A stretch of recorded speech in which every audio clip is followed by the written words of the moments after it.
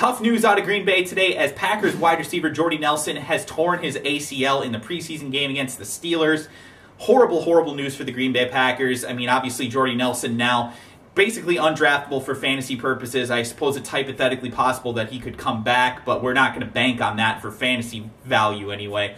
He is undraftable in pretty much any type of format other than a dynasty league or something where you might be able to keep him down the road. If you get him late in your draft, keep him for next year type of a thing. But yeah, this is definitely not a good situation, although it is helpful a little bit to a couple other players in the Green Bay offense. Randall Cobb's going to move up from being about 10th, 11th, 12th, somewhere in that range at wide receiver, and I've got him moving up to number 7 at the wide receiver position now. I think he's going to become the wide receiver 1 there. I see a couple more catches going his way and probably some more red zone looks as well, so that's a good thing. But the player who's really getting the biggest boost is Davante Adams. Now, Davante Adams was kind of projected to be the wide receiver 3 for Green Bay, which is going to produce borderline fantasy numbers for the most part this season. Probably have a couple of big weeks, a couple of really small weeks where he doesn't really do much. So some inconsistency there before this. Now I think he's moving up to being a player that you kind of have to expect to be at least a wide receiver 2, if not a borderline wide receiver 1,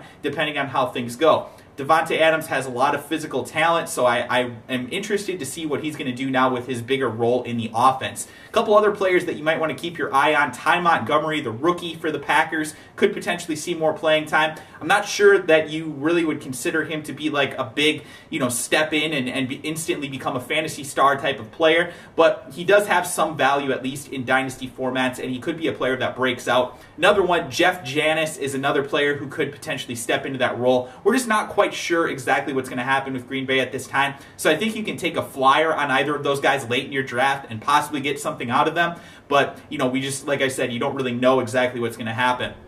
The other thing here, obviously, Aaron Rodgers is affected by this, right? Jordy Nelson has been one of the top 5 wide receivers in the NFL for quite a few years now, and he's been Aaron Rodgers' favorite target. Randall Cobb's obviously been there, and he's definitely produced good numbers as well, so I'm not expecting Aaron Rodgers to have a huge drop-off or anything like that, but it's certainly enough to make me drop him just a little bit on my rankings. I put out a video yesterday that said that Aaron Rodgers was my number 1 overall quarterback, so now I am actually going to drop him down to number 2 under Andrew Luck. I said that they were pretty close to begin with, and I think that, losing your top target at wide receiver is enough for me to move Aaron Rodgers down below Andrew Luck, down to number 2.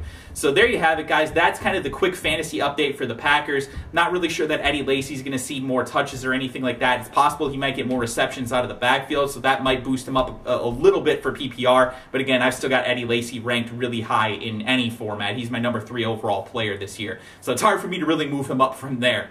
That being said, guys, that's the Packers update. Hopefully you guys are learning a lot from these little videos that we're putting out, and hopefully you're enjoying them. If you are, please do me a favor, hit that like button, and of course subscribe to the channel. I'll try and do more of these news updates as I can as far as important fantasy updates go. So like I said, I really hope that you guys are enjoying these. Thank you so much for your time. Hope you enjoyed it, and I'll talk to you guys again soon here on the Fantasy Football Swagger Show.